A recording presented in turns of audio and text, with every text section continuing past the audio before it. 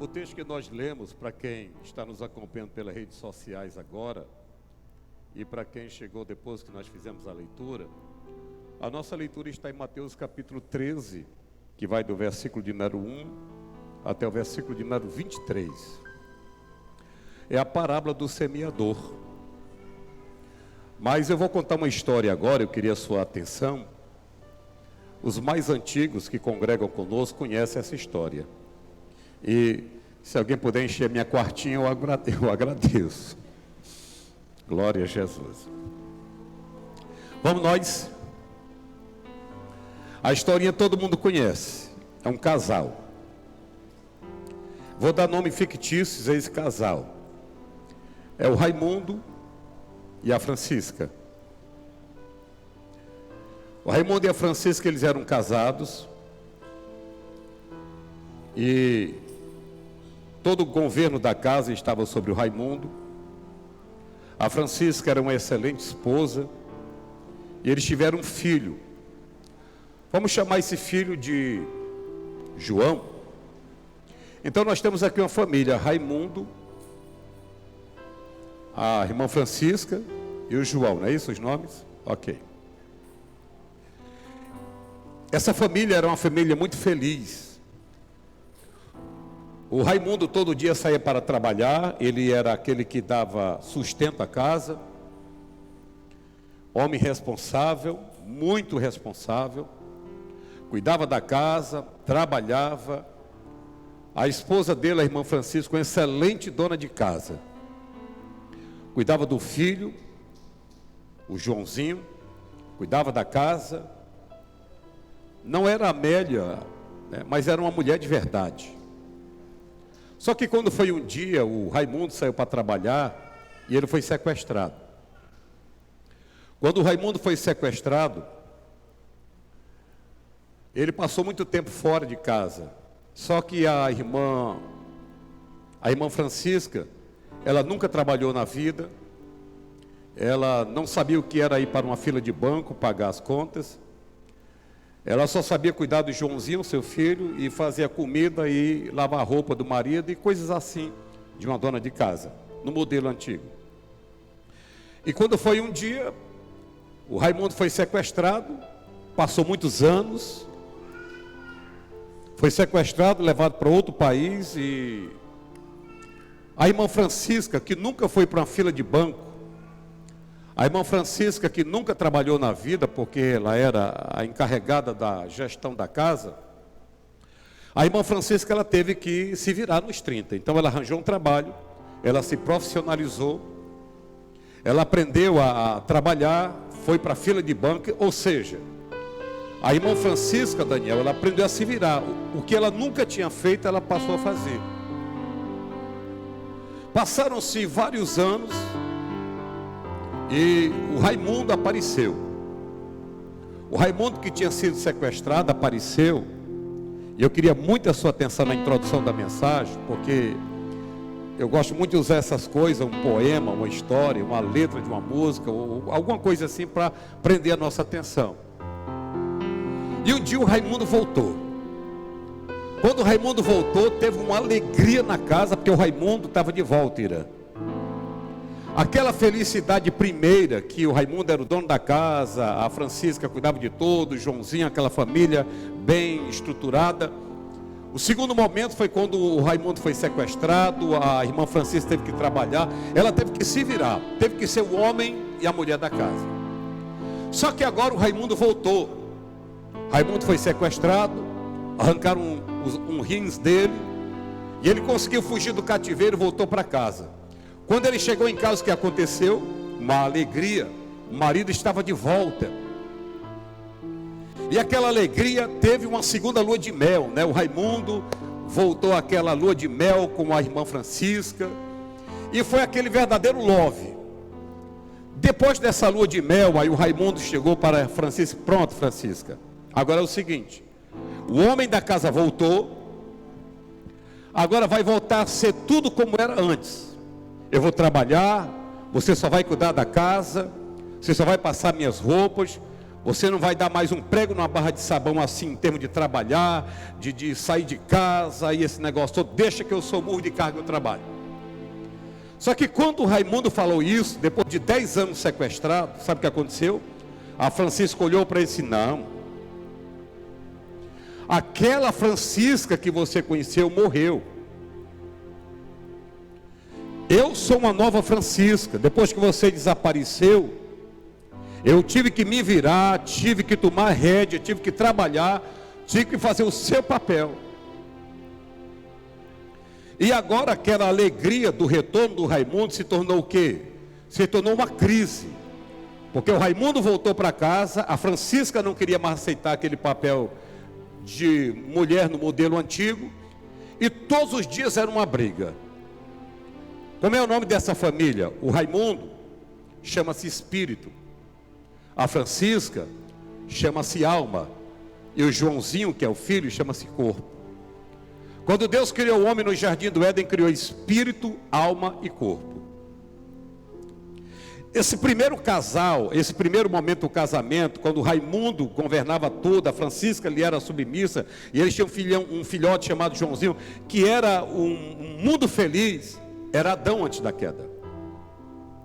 Adão e Eva antes da queda, eles eram guiados pelo espírito humano, porque quando Deus criou Adão, colocou um espírito nele, soprou.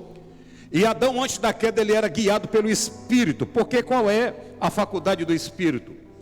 3 são as faculdades do Espírito: intuição, comunhão e consciência. As 3 faculdades do Espírito, intuição, comunhão e consciência, ligam o homem com as coisas espirituais.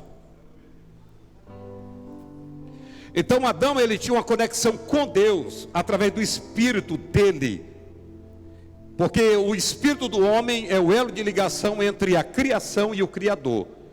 Os animais não têm nenhum contato com Deus, não um relacionamento íntimo com Deus, porque animal não tem espírito, o animal é uma alma, é um ser vivente.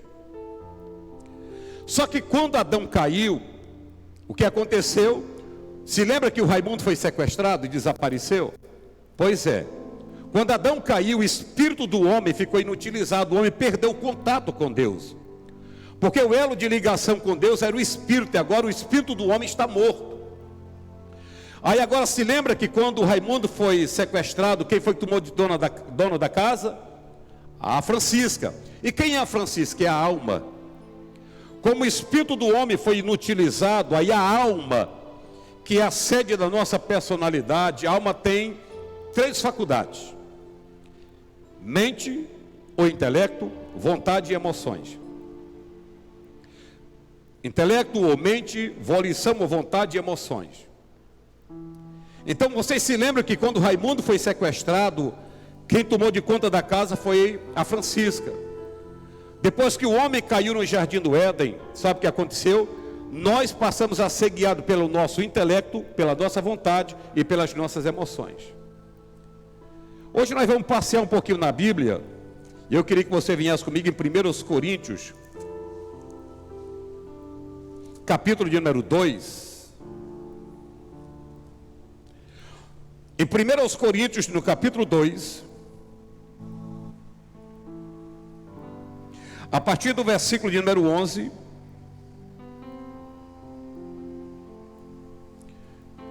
Paulo vai dizer assim: porque qual dos homens sabe as coisas do homem, senão o espírito do homem que nele está? Espírito aqui no sentido de alma.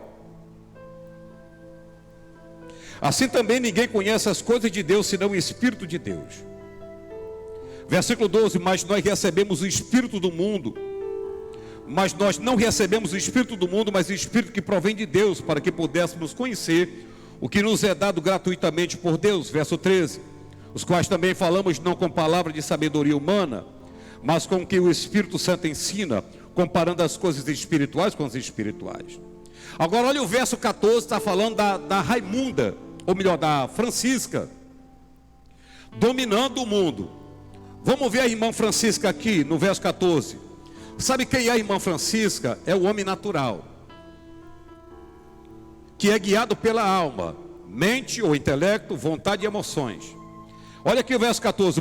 Ora, o homem natural, a palavra natural aqui no grego é psíquicos. Psíquicos vem de psique, ou de psique, de mente. Aí ele vai dizer: o homem natural não compreende as coisas do Espírito de Deus, porque lhe parecem loucura, e não pode entendê-las, porque elas se discernem espiritualmente. Agora vamos parar aqui no verso 14. As coisas espirituais, Michele, se discernem aqui, no mundo do Raimundo. As coisas espirituais nunca vão ser discernidas no nível da Francisca, da alma. Porque quem anda pela alma, a Bíblia chama de homem natural. Quem é o homem natural? Aquele que não nasceu da água e do Espírito. Se lembra do Evangelho de João, capítulo 3, versículo 3 ao 5? No Evangelho de João, no capítulo 3, versículo 3 ao 5, Jesus está falando com um homem religioso, um homem que conhece a Torá, um homem que conhece todo o Pentateuco, Bereshit, Shemot, Vaikra, Demidibá, Devarim. Ele conhece os Ketuvim, ele conhece os Netivim, eles conhecem os Megilot, eles conhecem as Parashá, ele conhece tudo. Mas esse homem chamado Nicodemos, ele não é nascido de novo. Ele é guiado mesmo com a sua religião, ele é guiado pela irmã Francisca, pela alma. Quando ele chega conversando com Jesus, Jesus entende qual é a proposta de Nicodemos, que Nicodemos chega disfarçando. Nicodemos chega no capítulo 3, ele vai com um palavreado meio bonito para falar com Jesus: mestre, sabendo que tu és vindo da parte de Deus, porque ninguém realizaria tal milagre se não fosse vindo de Deus. Jesus sabia porque Nicodemos estava lá. E Nicodemos não tinha ido à casa de Jesus só para elogiar a Jesus. Jesus, conhecedor de todas as coisas, disse: Nicodemos, eu só quero te dizer uma coisa: se o homem não nascer de novo, na tradução mais literal, se o homem não nascer de cima, ele nunca vai ver o reino de Deus. Porque o que é nascido da carne é carne, e o que é nascido do Espírito é Espírito. Por isso vos digo, importa-vos nascer de novo. Porque se o homem não nascer agora, olhe para mim, da água e do Espírito, ele nunca vai entrar no reino dos céus. Voltando ao verso 14, esse homem natural, que é a irmã Francisca, com todo respeito, que é o mundo da alma, que é o homem que não nasceu de novo, ele é guiado pela sua alma, ou ele tenta discernir as coisas intelectualmente, ou ele tenta entender as coisas através das suas emoções, ou então ele é escravo da sua vontade. Mas vamos para frente, no verso de número 15, de 1 Coríntios 2. Aí ele vai dizer: mas o que é espiritual, essa palavra espiritual no grego é é pneumáticos.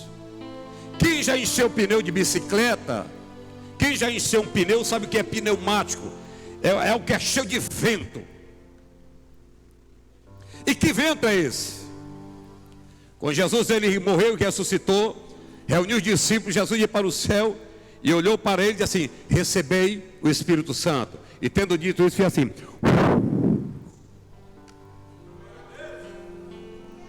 Isso lhe lembra o quê? Lhe lembra o capítulo 2 do livro de Gênesis. Deus formou o homem do pó da terra e agora Jesus, que é o arquétipo da nova criação, ele está reunindo os primeiros cristãos, Aí a Bíblia diz em Atos 2, e cumprindo-se o dia de Pentecostes, estavam todos reunidos no mesmo lugar. De repente veio do céu um som como de um vento veemente, impetuoso, e encheu toda a casa que estava sentados, e todos foram cheios do Espírito Santo, e começaram a falar em outras línguas, conforme o Espírito Santo concedia que falasse. Aí ele vai dizer: mas o que é espiritual? Quem é o espiritual? É aquele que não é mais guiado pela Francisca, é aquele que nasceu de novo, experimentou o novo nascimento e agora é guiado pelo Raimundão de novo. Pastor, e onde é que entra o Joãozinho? O Joãozinho é esse instrumento que você está vendo aqui, ó. O corpo. Com o meu corpo eu mantenho contato com o mundo da matéria através de 5 sentidos e através de uma percepção. 5 sentidos: visão, audição, paladar, tato, olfato. Mas tem uma percepção que lhe liga no mundo da matéria, uma palavrinha chamada dor. A gente se liga com o mundo da matéria, não é só com a visão, audição, paladar, tato e olfato, mas nós nos ligamos com o mundo da matéria através da dor também.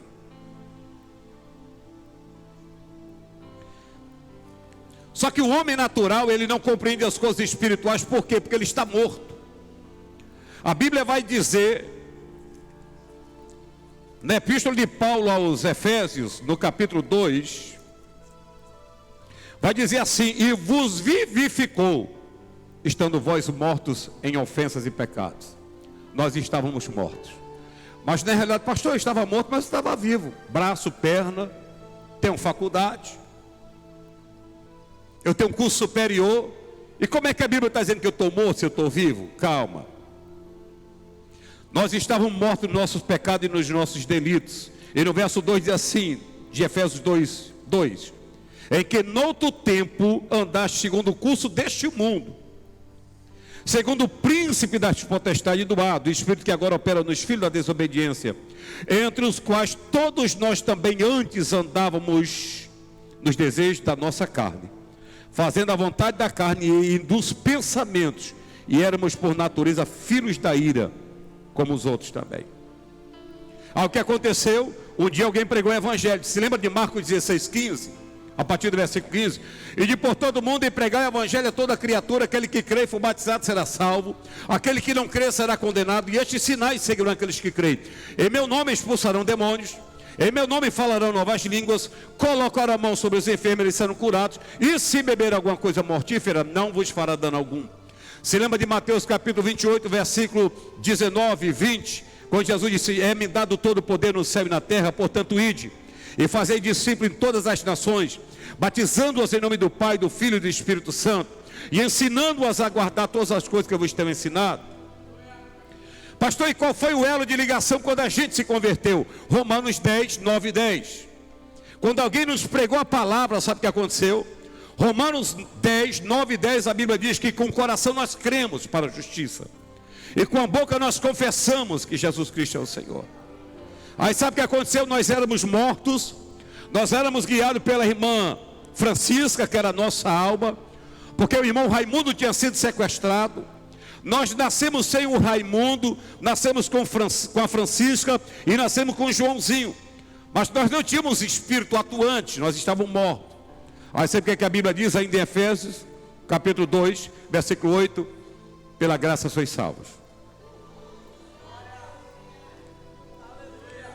mediante a fé. E quando foi que a fé entrou? A fé entrou quando nós ouvimos a palavra de Deus. Pela graça sois salvos, mediante a fé. Isso não vem de vós, é dom de Deus. Não vem das obras para que ninguém se glorie. Ninguém aqui vai ser salvo porque é bonzinho. Nenhum de nós seremos salvos porque nós praticamos boas obras. Epa, pastor. Mas teve um cara aí na Bíblia que ele falou que a fé sem obra é fé morta. Foi mesmo, é o irmão Tiago. Vamos para ele.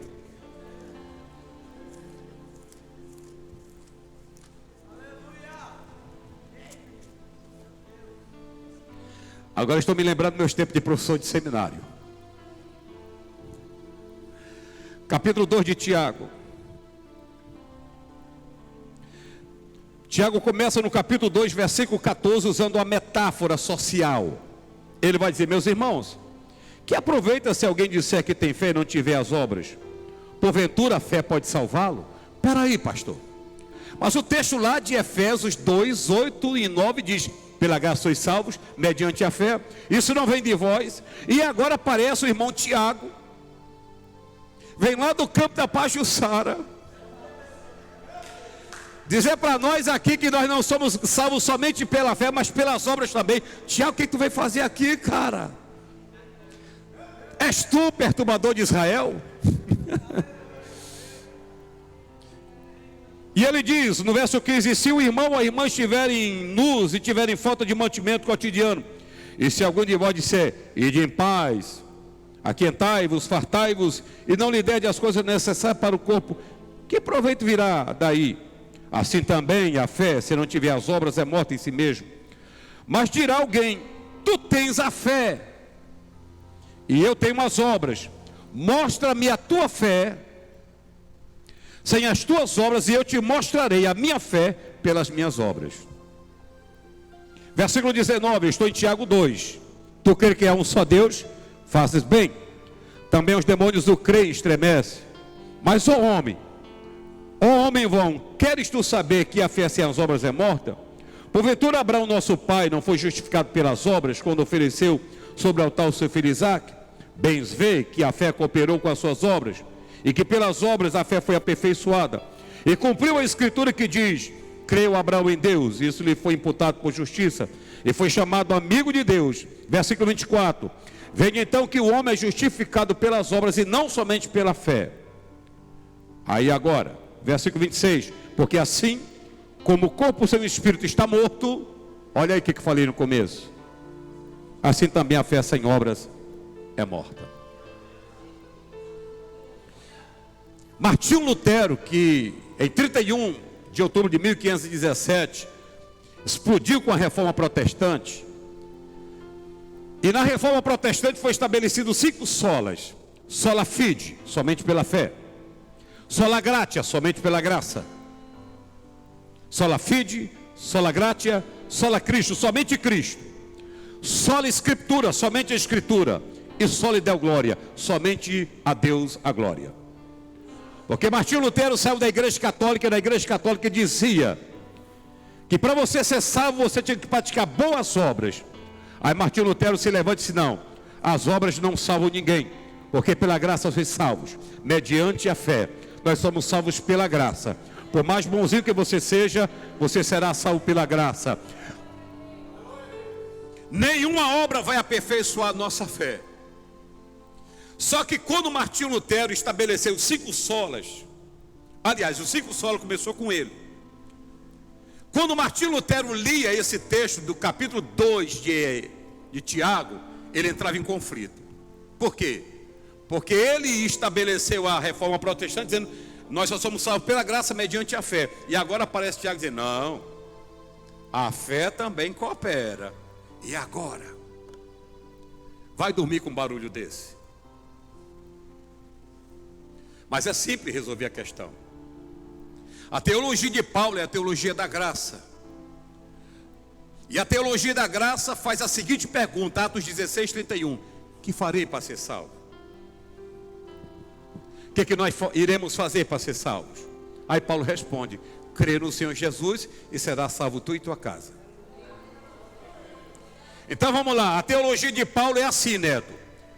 Paulo, quando escreve as suas mais de 13 epístolas, se nós contarmos aí com Hebreus, ou com outras que ficaram perdidas, quando as pessoas perguntaram: Paulo, o que eu faço para ser salvo? Aí Paulo dizia: crê no Senhor Jesus e será salvo tu e tua casa, porque a salvação é pela graça mediante a fé. Só que Tiago, ele não está contradizendo Paulo quando ele está dizendo: não é a fé que só salva, não, as obras também. Só que a epístola de Tiago é diferente, e eu vou aqui explicar o porquê. Quando Tiago escreve a epístola, ele está respondendo a pergunta: como é que eu sei que você é salvo? Paulo responde a pergunta: que farei para ser salvo? Tiago faz a seguinte pergunta: você chega aqui na igreja dizendo que é crente, você diz que tem fé, mas eu não consigo ver essa fé evidenciada em obra em você, e você diz que é salvo, cara? Eu vou repetir, a teologia de Daniel, a teologia de Paulo responde a seguinte pergunta: como é que eu sei que eu sou salvo? Aí Paulo responde: pela graça de Deus mediante a fé. Precisa fazer o quê? Não precisa fazer nada. Pergunta: o que você fez para nascer pecador? Nada. Então nada mais interessante do que você também não fazer nada para ser salvo. Obrigado pela sua glória a Deus tão fervoroso. Eu vou repetir: você não fez nada para nascer pecador, então nada mais justo do que você também não fazer nada para ser salvo. Só que agora Tiago está pegando pesado. Tiago é pastor de Jerusalém. Tiago é meu irmão de Jesus e ele está perguntando no culto de doutrina: olha, vocês da cidade nova dizem que são salvos, mas como é que eu sei que você é salvo?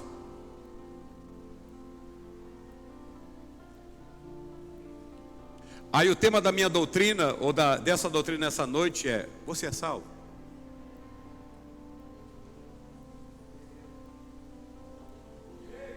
Você tem certeza da sua salvação? Se você morresse hoje, se você morresse agora, você iria para onde? Porque não existe três realidades. Três realidades quem criou foi a igreja de Roma: céu, inferno e purgatório. Só existe duas realidades finais: ou você vai para o céu, ou você vai para os quintos infernos. Ou você vai morar com Jesus, ou você vai morar com o capeta e os demônios. Não existe uma terceira realidade. Aí eu quero entrar na doutrina nessa noite, fazendo a pergunta: você tem certeza da sua salvação? Se você morresse agora, para onde você iria? Aí agora eu vou entrar na teologia de Tiago. Vamos ver se você é salvo. Na antiga aliança, ninguém era salvo pela guarda da lei. Preste atenção. Porque lá no Monte Sinai, Deus deu a lei dele para Moisés e Irã. Só que a lei de Moisés eram 613 mandamentos. 613. Só que quando Deus deu a lei dele, 613 mandamentos, dividido em lei cerimonial, em lei moral e em lei social. Essa era a tríplice divisão da lei: lei social, lei moral e lei cerimonial. Social, moral e cerimonial. Cerimonial, moral e social. 613 mandamentos. Os judeus que receberam a lei, eles entenderam errado, acharam que aquela lei os salvava. Mas o primeiro propósito da lei, sabe qual é? Revelar o caráter santo de Deus, que na lei de Deus, na lei dada por Deus a Moisés, diz: sede santos como eu sou santo. Então qual é o primeiro propósito da lei? Mostrar que nós servimos um Deus santo. Qual é o segundo propósito da lei? Paulo vai dizer: eu só conheci pecado porque a lei dizia: não cobiçarás. Porque se a lei não dissesse que cobiçar era pecado, eu nunca iria saber o que era pecado. Então o segundo propósito da lei, sabe qual é? É revelar o quanto nós somos pecaminosos e revelar o pecado. É mais ou menos assim, ó. O homem chegou para Jesus, o homem chegou para a lei, Michele, assim: o que é pecado? Aí a lei olhou para aquele homem e disse: pecado é o mal que você pratica ou o bem que você deixou de praticar. Porque tem gente que pensa que pecado é só por comissão, mas omissão também é pecado. A Bíblia diz que aquele que sabe fazer o bem e não faz, ele peca. O problema é que quando nós pensamos em pecado, só pensamos em adultério, prostituição, bebida, cigarro e essas coisas. Mas quando você não faz o bem, você pecou do mesmo jeito, da mesma forma como um adúltero, um prostituto, um bebedor de cachaça e por aí vai. Aí o homem perguntou para a lei: lei, o que é pecado? A lei diz: pecado é o mal que eu pratico ou o bem que eu deixei de praticar. Só que a resposta da lei não foi suficiente para a inquirição daquele homem. Aí ele saiu: tá bom, eu vou perguntar para Jesus. Chegou para Jesus e disse: Jesus, o que é pecado? Eu perguntei para a lei o que é pecado, e a lei diz: pecado é o mal que eu pratico ou o bem que eu deixei de praticar. Jesus, e tu? O que é pecado? Aí Jesus teria respondido assim: pecado não é só o mal que você pratica ou o bem que você deixou de praticar. Pecado é a motivação do coração. Porque na lei está escrito: não adulterarás. Mas em verdade eu vos digo que se você olhar para uma irmã na igreja e cobiçar no seu coração, você já é adúltero. Se eu tivesse sido aquele homem que perguntou isso para Jesus, eu teria dito: era melhor nunca ter perguntado. Era melhor viver enganado pela lei. Aí Jesus disse: calma, mas não é só isso não. A lei diz: não matarás. Mas você está sentado no conjunto, está sentado no departamento, está sentado na igreja com raiva do seu irmão. Você já é assassino.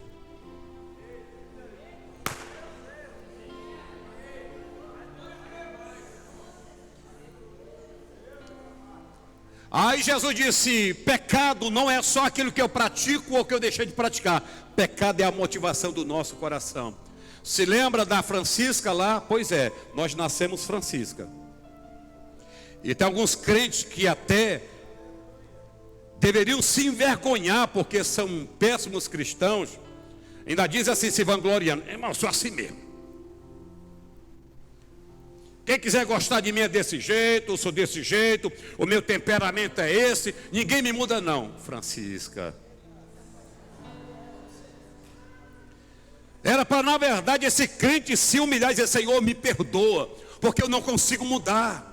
Eu ainda sou aquele crente velho, não deve desaforo para casa. Eu ainda odeio o meu irmão, eu ainda guardo mágoa no meu coração. Senhor, me ajuda. Mas não, ele faz se vangloriar só desse jeito mesmo.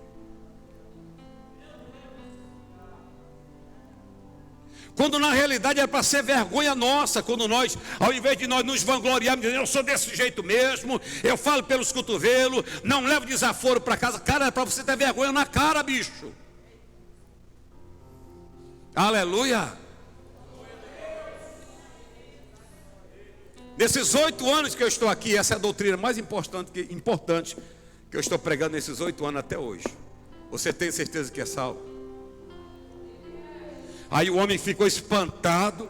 Vale, e agora? Eu perguntei para a lei o que é pecado. A lei diz que pecado é o mal que eu pratico, ou o bem que eu deixei de praticar. Caí na besteira de perguntar para Jesus o que é pecado. Jesus disse que pecado não é só o mal que eu pratico, ou o bem que eu deixei de praticar. Pecado é motivação do coração. Cara, eu vou cair fora. Está ali o irmão Paulo. Chegou, irmão Paulo, vem cá.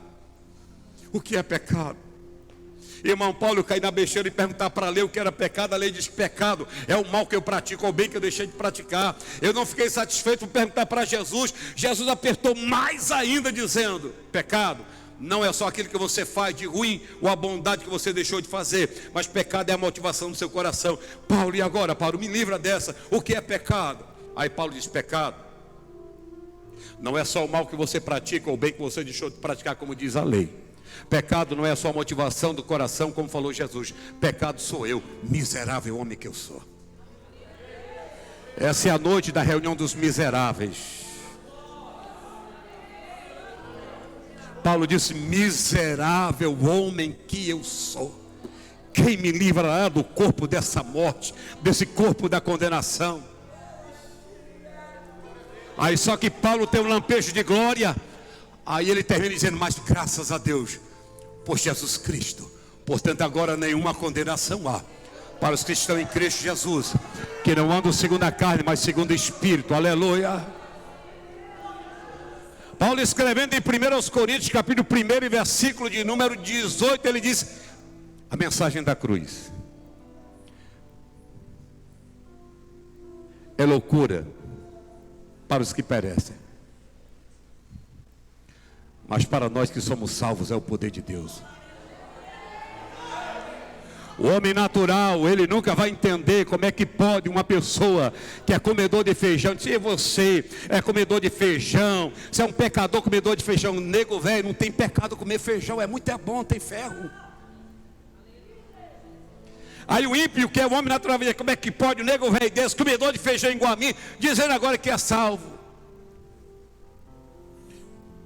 A Bíblia diz em Romanos, capítulo 1, versículo 16, Paulo disse, eu não me envergonho do Evangelho de nosso Senhor e Salvador Jesus Cristo, porque o Evangelho é poder de Deus para a salvação de todo aquele que crê, primeiramente do judeu, depois do grego, porque para com Deus não há acepção de pessoas. Paulo disse, eu não me envergonho do Evangelho. Quando Paulo diz, eu não me envergonho do Evangelho, tem 3 tipos de pessoas, de crentes. Primeiro, aqueles que não têm vergonha do Evangelho. Aonde ele chega, todo mundo sabe que ele é crente. Segundo, aqueles que têm vergonha do Evangelho. Irmão, tu é crente? Eu vou para a igreja.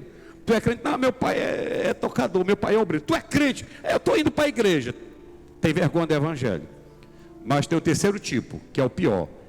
Primeiro tipo, aqueles que não têm vergonha do Evangelho. Segundo, aqueles que têm vergonha do Evangelho. E terceiro, aqueles que são a vergonha do Evangelho. Você é salvo? Deus deu 613 mandamentos. Primeiro, para mostrar o caráter santo de Deus. Segundo, para mostrar o quanto nós somos pecaminosos. Terceiro, para conter a transgressão em Israel. Porque a lei colocava um freio nos instintos mais primitivos. Quarto, o propósito da lei é apontar para Cristo. A lei dizia, cara, eu não salvo. Quem salva é Ele. A lei só apontava para Cristo.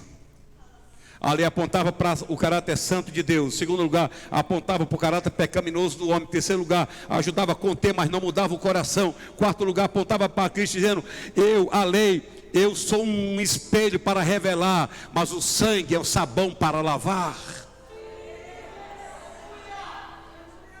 Aleluia. Você é salvo?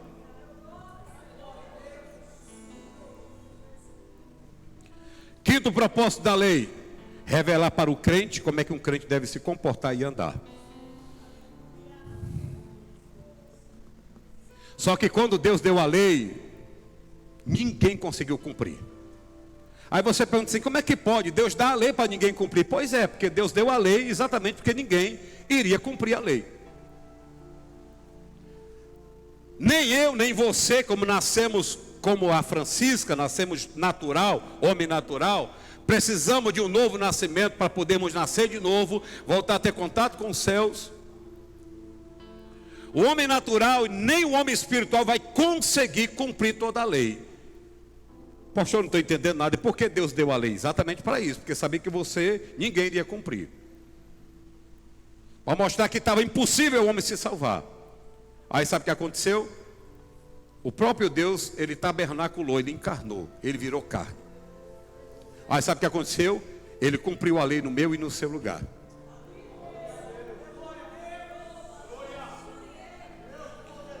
Vem comigo em Jeremias 31:31. Jeremias, livro do profeta Jeremias. Eu chego já onde eu quero. 31:31. Lá na antiga aliança, Deus viu, Reinaldo, na antiga aliança, Deus já olhando para a nova aliança, fez uma promessa com a nação de Israel. 31:31 ele disse: eis que vem dias, diz o Senhor, em que farei um concerto novo com a casa de Israel e com a casa de Judá. Não conforme o concerto que fiz com seus pais, no dia em que tomei pela mão para os tirar da terra do Egito, porquanto eles invalidaram o meu concerto, apesar de eu os ter desposado, diz o Senhor. Olha o versículo 33 agora. Este é o concerto que farei com a casa de Israel. Depois daqueles dias, diz o Senhor, porei a minha lei no seu interior. A lei agora não estará mais nas tábuas. Deus está prometendo um novo conceito, colocar a lei dentro do coração. E as escreverei no seu coração, e eu serei o seu Deus, e eles serão o meu povo. Versículo 34, e não ensinará alguém mais o seu próximo, nem alguém o seu irmão, dizendo, conheceu o Senhor, porque todos me conhecerão. Ora, com a lei dentro do coração, desde o menor até o maior, diz o Senhor, porque perdoarei as suas maldades, e nunca mais me lembrarei dos seus pecados. Só que Jeremias, olhe para mim, está incompleto ainda como é que é feita a cirurgia. Vem comigo em Ezequiel 36:24. Ezequiel capítulo 36, versículo 24, nós vamos ver como é essa cirurgia. Porque lá em Jeremias 31:31, ele diz que vai colocar a lei dele dentro do coração. Espera aí. Jeremias diz que Deus vai colocar essa lei que nenhum homem consegue realizar, cumprir. Vai colocar dentro do coração. Cara, mas tem um problema. O meu coração está dentro do meu corpo. O meu coração está dentro da minha carne. Carne no sentido não mais de corpo, mas de natureza caída. E como é que eu vou conseguir realizar essa lei, meu delícia? Já que ninguém conseguiu fazer isso. E agora? Será que Deus está pirado? Será que Deus não sabe que ninguém consegue cumprir a lei? E para que Ele vai colocar dentro de mim se eu estou com o corpo do pecado? Aí Ezequiel explica. No versículo 24 ele diz: e eu vos tomarei dentre as nações, e vos congregarei de todos os países, e vos trarei para a vossa terra. Então espalharei água pura sobre vós, e ficareis purificados de todas as vossas imundícies, e de todos os vossos ídolos vos purificarei. Olha o versículo 26. E vos darei um coração novo. Está aqui o segredo. E vos darei um coração novo, e porei dentro de vós um espírito novo. Que espírito novo é esse? Olhe para mim. Espírito aí está com E minúsculo, porque é o espírito do homem. Quem é o espírito do homem? É o Raimundo que tinha sido sequestrado. Aí ele está dizendo: eu vou fazer o Raimundo voltar para dentro de casa de novo. Porém em vós um espírito novo, e tirarei o coração de pedra da vossa carne, e vos darei um coração de carne. E porei dentro de vós o meu espírito. Agora o meu espírito não é mais o espírito do homem, é o espírito de Deus, o meu espírito. E farei com que andeis os meus estatutos, e guardeis os meus juízos, observeis. Sabe quando é que nós temos capacidade de, não de cumprir toda a lei, mas de andar debaixo da lei de Deus? Porque Deus tirou o coração de pedra, colocou um coração de carne. O Raimundo que tinha sido sequestrado, ele voltou. E agora ele sabendo que o Raimundo que tinha sido sequestrado voltou, mas faltava uma coisa, o que era? Era o Espírito de Deus dentro do coração do homem, para que o homem conseguisse guardar, cumprir, amar a santa lei de Deus.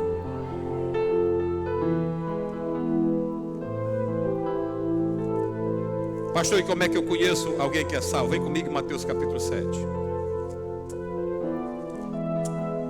Curte doutrina. A pergunta é: você é salvo? Não respire. Prenda a respiração, porque o negócio é sério. A partir do versículo 15 de Mateus capítulo 7, Jesus está dizendo assim: acautelai-vos dos falsos profetas, que vêm até vós vestidos como ovelhas, mas interiormente são lobos devoradores. Olha o versículo 16, olha o discernimento de Jesus, dando para nós aqui como é que nós vamos saber se nós somos salvos. Pelos seus frutos o conhecerei. Colhe-se uva de espinheiro ou figo de abrolhos? Assim toda árvore má produz, toda árvore boa produz o que? Bons. Produz o que? Bons. E toda árvore má produz. Pronto, está aqui como a gente sabe se o cara é salvo ou não. O seu fruto revela o que? É fruto bom ou é fruto ruim? Versículo de número 18: não pode árvore boa dar maus frutos, nem pode árvore má dar bons frutos. Por exemplo, o pé de maçã dá o quê? Só que você nunca vai encontrar um pé de maçã fazendo assim, ó. Ai, essa maçã tem que sair, sai maçã. Você nunca vai ver um pé de maçã fazendo isso. Sabe por quê? Vai nascer naturalmente a maçã. Por quê? Porque é segundo a sua espécie. Só que tem muito crente nosso meu fazendo assim, ó. Sai fruto, para enganar o pastor. Mas o fruto não sai. E quando sai é fruto ruim. E o fruto ruim revela a árvore.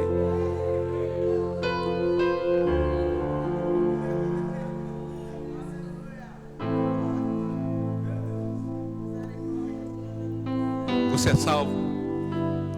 Você tem fruto. Não pode árvore boa dar maus frutos. Não pode, não tem condição. Nem árvore má dá bons frutos. Toda árvore que não dá bom fruto, corta-se e lança no fogo. Versículo 20. Tá aqui, tá? Versículo 20, vamos lá, 1, 2, 3.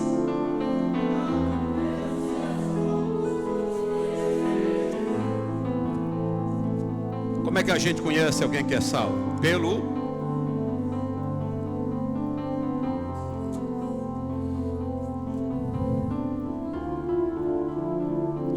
Mateus capítulo 3, versículo 8.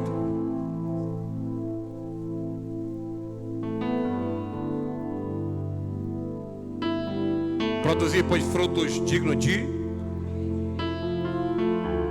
E não presumais de vós mesmos, dizendo: tem por pai Abraão, porque eu vos digo que nem mesmo dessas, que mesmo dessas pedras Deus pode suscitar filhos a Abraão. Versículo 10. E também agora está posto o machado à raiz das... Toda árvore que não produz... Não, calma, vamos ler o texto. Toda árvore que não produz... Porque qualquer árvore produz fruto. O negócio é bom fruto.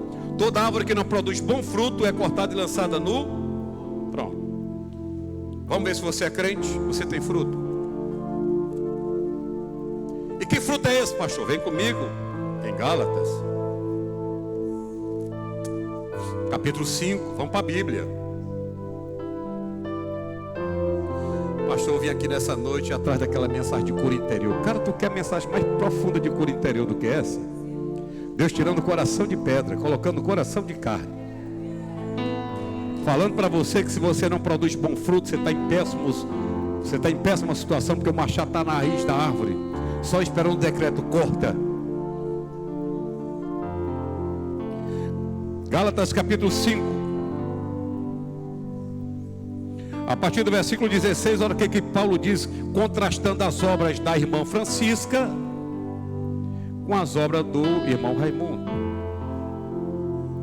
Digo, porém, andai em espírito e não cumprireis a concupiscência da... Porque a carne cobiça contra o... E o espírito milita contra... E estes se opõem um ao outro para que não façais o que... Segura aí, olha para mim. Você se lembra que quando o Raimundo voltou do sequestro, Quando ele voltou, teve uma lua de mel. Se lembra? Sabe que lua de mel é essa? Foi o dia que você aceitou Jesus. Aí você nasceu, alegria, eita glória, aquele fogo, o primeiro amor. Você não faltava um culto, lia a Bíblia, orava. Você estava no fogo, foi o primeiro amor. Porém, tempos depois, aí a nova natureza disse: agora eu quero mandar de novo na casa. Aí sabe o que a Francisca disse? Aquela mulher morreu. Aí sabe como é que é o nome dessa guerra? É a guerra de Romanos capítulo 7. Que Paulo vai dizer: o bem que eu quero fazer, eu não consigo. E o mal que eu não quero fazer, quando eu menos espero, já tenho feito mal. Aí ele vai dizer: porque eu vejo nos meus membros uma guerra. Meu querido, só tem essa guerra quem nasceu de novo. Só sente essa guerra na carne quem já nasceu de novo. Porque quem não nasceu de novo, peca, não sente remorso, não sente arrependimento, tem raiva, tem ódio no coração e tenta justificar o seu ódio. Ele não passa por essa guerra, mas quem é salvo passa. Quem é salvo é o Raimundo brigando com a Francisca todo dia. E a briga é grande, mas essa briga não existia antes da queda, antes do Raimundo ser sequestrado. Essa briga passou a existir depois que o Raimundo voltou. Depois que você nasceu de novo. Agora, se você não tem essa guerra interna, então, nego velho, eu tenho uma péssima notícia para lhe dizer. Jesus disse em Mateus 7,22: nem todo aquele que me diz Senhor, Senhor, entra lá no reino dos céus. Muitos me dirão naquele dia: Senhor, em teu nome profetizei, eu fiz muitos milagres. E eu vos direi abertamente: eu nunca vos conheci. Quem é você mesmo? Vai descer uma unção do Tiririca no Senhor, ele vai dizer: quem é você? Não te conheço.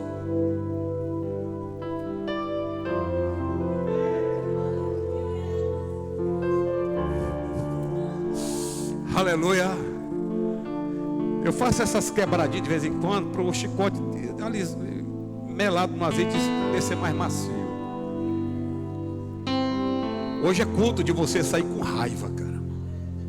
Mas você não pode sair dessa noite com raiva nem de mim, porque eu estou pregando essa palavra. Você também não pode sair com raiva da igreja. Você tem que sair com raiva de você mesmo, dizendo: cara, eu achei que eu era crente, mas a palavra diz que eu não sou nada. Eu tenho que aceitar Jesus de novo. Não, de novo não, porque eu só aceito uma vez. Você nunca nasceu.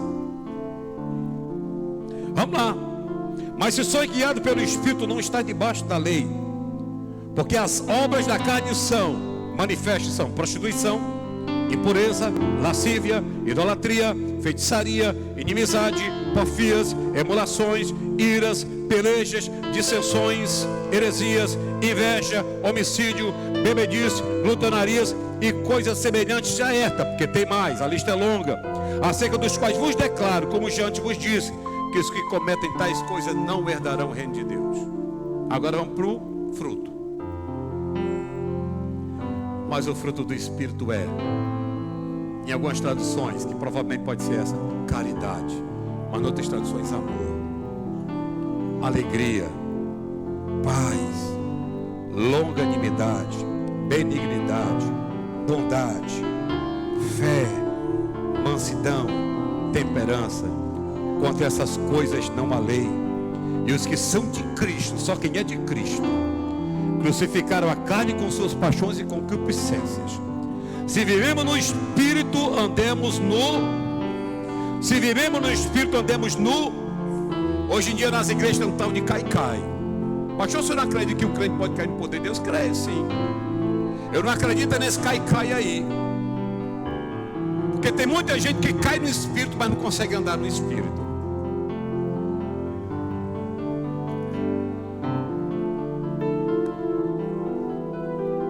A palavra grega prostituição, porneia, imoralidade sexual de todas as formas.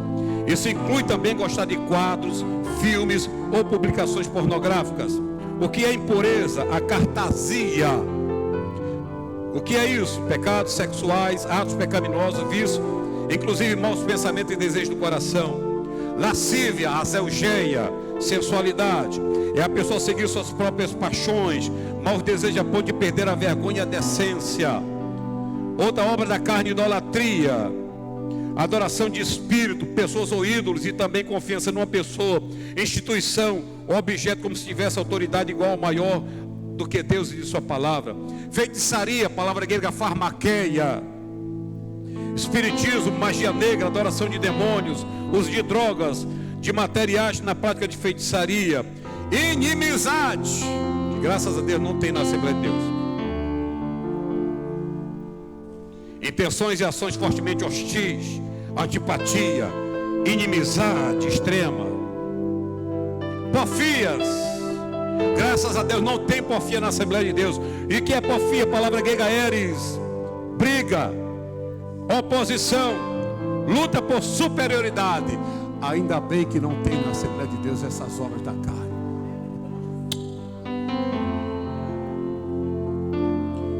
Outra coisa que não tem na Assembleia de Deus, obra da carne, emulações, palavra grega zelos, que é isso? Ressentimento, inveja amarga do sucesso dos outros. Ainda bem que isso aqui não tem.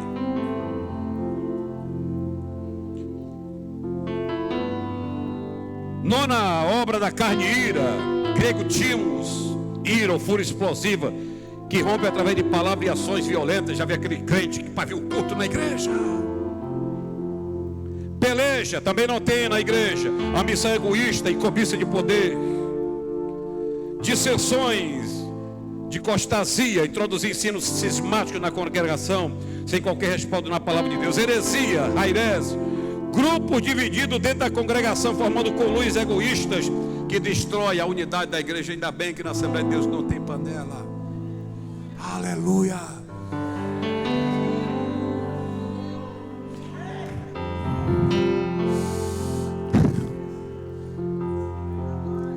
Eu já mandei encomendar 100 quentinhos. Hoje vai ter hora extra. Outra coisa que não tem: inveja, antipatia, ressentida contra uma pessoa que possui algo que não temos e que nós queremos. Ainda bem que não tem inveja. Homicídios, matar o próximo por perversidade. A tradução do termo fonos na Bíblia de Almeida está embutida na tradução de Mete. A seguir, tratar-se por práticas desconexas. Bebedices, crente que gosta de tomar uma cerveja, um uísque, uma baladazinha, happy hour. Descontrole das faculdades físicas e mentais por meio de bebida embriagante. Glutonaria, ainda bem que não tem ninguém que gosta de comer demais. Na Assembleia de Deus está todo mundo no peso. Inclusive eu.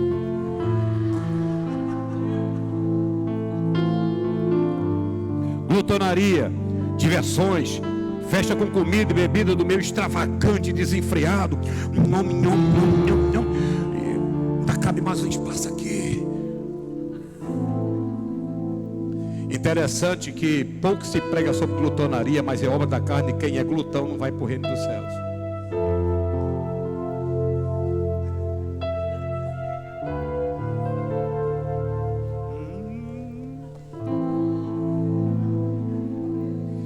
Aleluia! Mas vamos para o fruto agora para saber se você é crente. Se você tem essas obras da carne aqui, reveja se você é salvo. Agora vamos para o fruto do Espírito. Vamos agora analisar, preste atenção. Os dons são divididos. Paulo divide: profecia para um, palavra da sabedoria para o outro, palavra do conhecimento para o outro, fé para um, dom de curas para o outro, dom de milagre, para o outro dom de profecia. Os dons de Deus são divididos, mas o fruto não. São 9 gomos de uma laranja, que nós chamamos do fruto. É porque está no singular, não é frutos. Ai, pastor, eu tenho amor, mas eu não tenho paciência. Não, nego velho, ou você tem essas 9 virtudes agora que eu vou falar, ou você não tem nenhuma. E se você não tem nenhuma das 9 aqui, você nunca foi salvo. Você está enganado na igreja. Pastor, mas eu sou pastor. Eu não perguntei se você é pastor. Eu quero saber se você tem um fruto do Espírito. Não, pastor, eu não sou pastor, eu sou evangelista. Eu não perguntei se você é evangelista. Eu perguntei se você tem um fruto do Espírito. Não, pastor, mas eu sou presbítero da igreja. Eu não perguntei se você é presbítero. Eu perguntei se você tem um fruto do Espírito. Não, pastor, mas eu sou diácono da igreja. Eu não perguntei se você é diácono. Perguntei se você tem um fruto do Espírito. Não, pastor, mas eu sou auxiliar. Eu sou porteiro. Eu sou dirigente do círculo de oração. Eu faço parte do departamento de senhora. Eu lidero o departamento da igreja. Sou líder dos jovens, líder da senhora, líder da oração. Eu sou líder de PG, de qualquer coisa na igreja. Eu sou faxineiro, eu sou pintor da igreja. Eu faço parte da igreja. Eu não perguntei nada disso. Eu perguntei se você tem o fruto do Espírito, porque o fruto é do Espírito.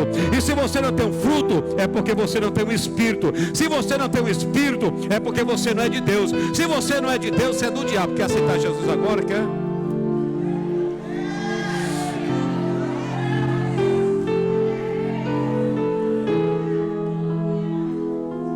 O inferno está cheio de pastores. O inferno está cheio de pregadores. O inferno está cheio de obreiros, de crentes. O inferno está lotado de gente religiosa. Mas vamos ver se você tem um fruto. Tem que ter tudo. Não pode ter, ai pastor, isso aí eu tenho, aquilo não tem, porque é um só.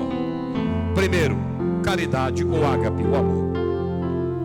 O interesse e a busca do bem maior da outra pessoa sem nada querer em troca. É assim? Alegria, gozo, sensação de alegria baseada no amor, na graça, nas bênçãos, nas promessas, na presença de Deus. Bênção esta que pertence àqueles que creem em Cristo. Você tem alegria de ser salvo? Você tem gozo na sua alma? Ou você é um murmurador inveterado que amanhece o dia amaldiçoando tudo? Vamos ver se você tem outra coisa. Paz. Do grego eirene. O que é paz? Quietude no coração e mente, baseado na convicção de que tudo vai bem entre o crente e o seu Pai Celestial. Eu tenho paz no meu coração. Longanimidade, palavra grega macrotimia ou macrotomia. Perseverança, paciência, ser tardio para irar-se ou para o desespero. Baixou seu pavio curto, você não tem um fruto não. E se você não tem um fruto, você não tem o Espírito, porque o fruto é do. E se você não tem o Espírito, então você não é de. Se você não é de Deus, você é de quem? E se você é do diabo, você vai para onde?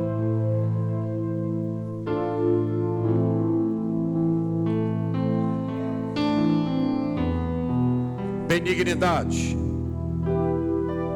não querer magoar ninguém, nem provocar a dor de alguém. Você é assim, você sente prazer em matar não.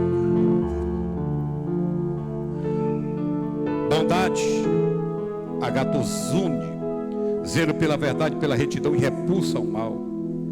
Pode ser expressa em atos de bondade. Fé, você tem? A palavra grega pistis, que pode ser traduzida como fidelidade. O que é isso? Lealdade constante, inabalável a alguém com quem estamos unidos por promessa, compromisso, fidedignidade e honestidade. O oitavo gomo da laranja, chamado mansidão. Moderação associada à força e à coragem. Descreve alguém que pode irar-se com equidade quando for necessário e também humildemente submeter quando for preciso. Sabe o que Jesus disse? Aprendei de mim, que sou. O nono gomo da laranja, temperança, controle e domínio sobre os nossos próprios desejos e paixões, inclusive a fidelidade aos votos conjugais, também a pureza. Você tem esse fruto?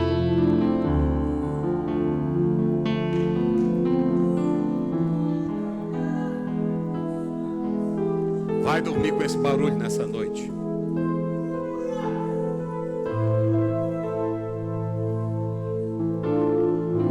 Você é salvo? Você tem certeza da sua salvação?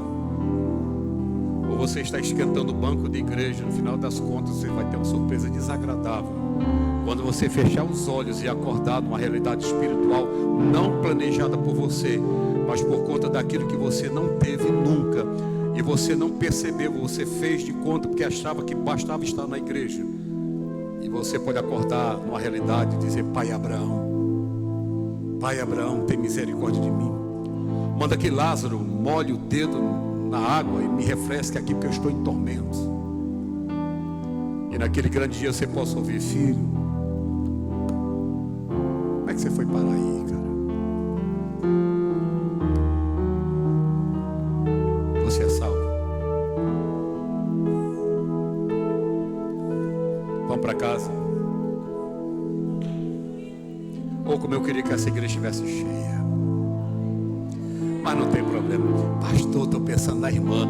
Quem era para estar aqui era a irmã. Falou: então, não, quem era para estar era você, cara.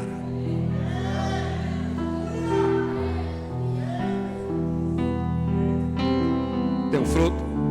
Pastor, não tem nada disso daí. Chega em casa, dobra o joelho: Senhor, me salva. Porque eu estou indo religiosamente à igreja e eu vou para o inferno. Eu não nasci de novo. Eu não tenho um novo coração. O meu coração ainda é de pedra. Ainda não tenho espírito nenhum dentro de mim, nem o meu espírito, nem o espírito de Deus. Repense a sua salvação. A doutrina mais importante que eu já preguei nesses 8 anos aqui. Pastor, mas eu já ouvi essa doutrina. Foi. Eu repeti, sabe por quê? Porque tem muita gente nova na igreja que não ouviu, está ouvindo pela primeira vez. Para você vai ser confirmação. Para aqueles que não conhecem vai ser confrontação. Você é salvo. Pastor, mas eu canto para Jesus. Não pertence a ser canto, pertence a ter o fruto do Espírito. Porque a única forma de Tiago diz: me mostre a sua fé. Eu vou lhe mostrar agora as minhas obras. E elas vão testificar da minha fé que eu sou salvo. Você é salvo. Eu não vou lhe convidar a vir aqui à frente, mas eu vou lhe convidar quando você chegar em casa, você perguntar para Deus: Senhor, realmente eu sou salvo? Ou melhor, não faça essa pergunta para Deus. Diga para Deus: Senhor, o pastor hoje pregou só a Bíblia. Ele pregou só a Bíblia, não preguei nenhum conceito filosófico, só preguei a Escritura hoje. E você vai chegar em casa e dizer: Senhor, o pastor pregou a tua palavra, e a tua palavra diz que eu nunca fui salvo. Senhor, me converte. Senhor, tem misericórdia de mim. Chega em casa e peça para Deus lhe salvar. Porque a Bíblia diz que se meu povo que se chama pelo meu nome se humilhar e orar, buscar a minha face e se converter dos maus caminhos, eu ouvirei dos céus, perdoarei os seus pecados e sararei a terra. Fique em pé. Nós vamos orar. Mas isso não impede, se você sentiu de Deus, de correr e dobrar o joelho aqui no altar. Você pode se antecipar. Ninguém sabe o que pode acontecer daqui quando você sair em relação à sua casa, não sei lá, uma bala perdida, o carro bateu, a moto virou, sei lá, nego velho.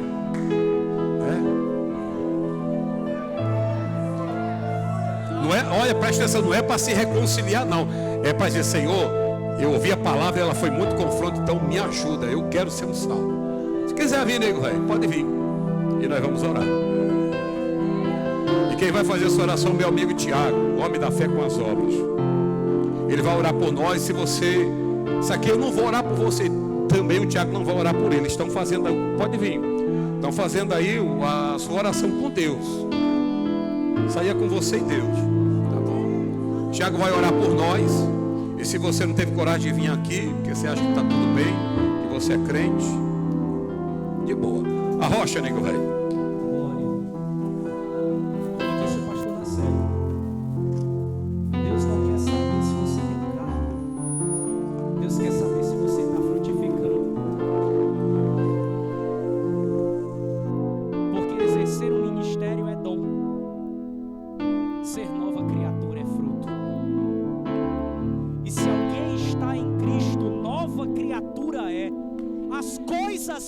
Se passaram, eis que tudo se fez novo.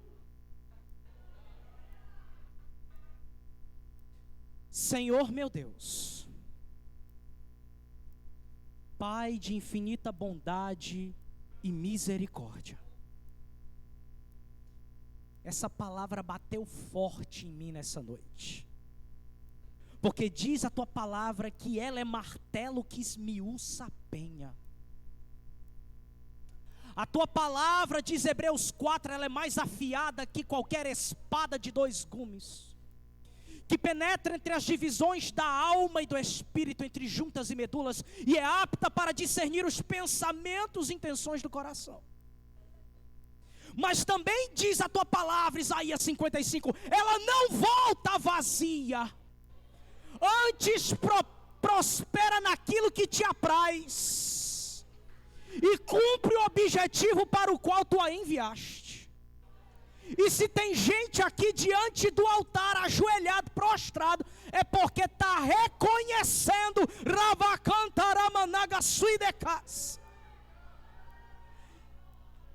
que tem alguma coisa errada no sistema dela.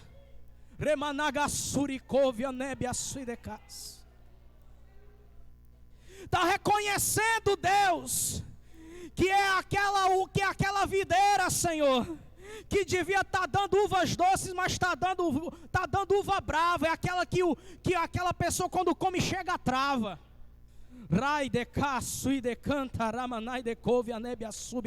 Mas Senhor, tem misericórdia de nós. Nós não queremos ser a semente que caiu na beira do caminho e os passarinhos comeram. Não queremos ser a semente que caiu no meio das rochas e até brotou, mas porque não tinha raiz, o calor secou ela e ela morreu. Nós não queremos ser aquela semente que nem chegou a nascer, porque caiu no meio dos espinhos, não tinha luz, não tinha água, não chegou nem a nascer. Mas nós queremos ser aquela semente que caiu em boa terra, que dá fruto a 30, 60, 100 por um, porque diz a tua palavra, meu Deus, que aquele que medita na tua palavra de dia e de noite, será como a árvore plantada junto a ribeiros de águas, cujas folhas não caem, que dá fruto na estação certa, e tudo quanto fizer vai prosperar. Faz desses que estão diante do teu altar e de todos nós nessa noite árvores de bons frutos. Nós queremos nos arrepender, Jesus. Nos perdoa se não estamos dando os frutos que o Senhor nos manda. Nos perdoa, Deus, pela nossa negligência como igreja. Nos perdoa se somos somente religiosos, frequentadores de banco de igreja. Mas nós não queremos mais ser desse jeito. Nós queremos ser aqueles que disse o Senhor à mulher samaritana: aqueles que te adoram em espírito e em verdade. Não somente, Senhor meu Deus, da boca para fora, mas é algo que vem de dentro para fora. É por isso que diz a tua palavra, Salmo 103, verso 1: bendiz, ó minha alma, ao Senhor, e tudo que há em mim bendiga o seu santo nome. Toma a vida dessas pessoas em tuas mãos. Visita a tua igreja nessa noite, Espírito Santo. Vem com teu vento impetuoso e sopra sobre as nossas vidas. Onde houver um vale de ossos secos nessa noite, reúne cada osso ao seu osso. Faz crescer tendões, faz crescer a carne, faz crescer a pele. Põe o Espírito e traz de volta a vida nessa noite. Rai de caço e de canta, ramanai de couve, anebiaço e de raiz. Eu entrego essas vidas em tuas mãos, Senhor. E eu quero profetizar na vida delas e na vida de toda essa igreja que veio para cá, para ouvir essa palavra gloriosa, ministrada não pelo pastor Nacélio Silva, mas sim pelo Espírito de Deus que falou pela boca do seu filho. Eu quero profetizar na vida deles, Ageu capítulo 2, versículo 9: porque a glória desta última casa será maior que a da primeira, diz o Senhor dos Exércitos. Nós queremos sair daqui restaurados, visitados pelo teu Espírito, impactados pela tua palavra e prontos para frutificar, porque o que o Senhor vai procurar saber de nós não é se éramos líderes de círculo de oração, não é se éramos ministros de louvor, não é se sabíamos teologia, exegese, hermenêutica, homilética. Deus não vai querer saber o que nós fizemos de cargo na igreja. Deus vai querer saber se nós andamos em obediência à sua palavra. Porque o que leva o crente para o céu não é carga, é uma vida de obediência.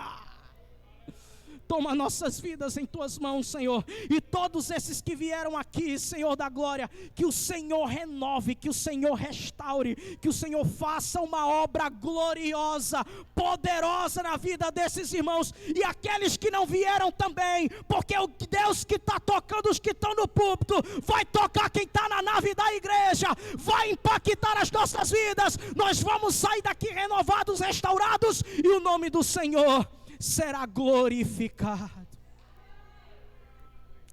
Assim te oro, ó Deus dos exércitos, e te agradeço hoje e sempre, no nome santo de Jesus Cristo, e as palmas louvam ao Senhor.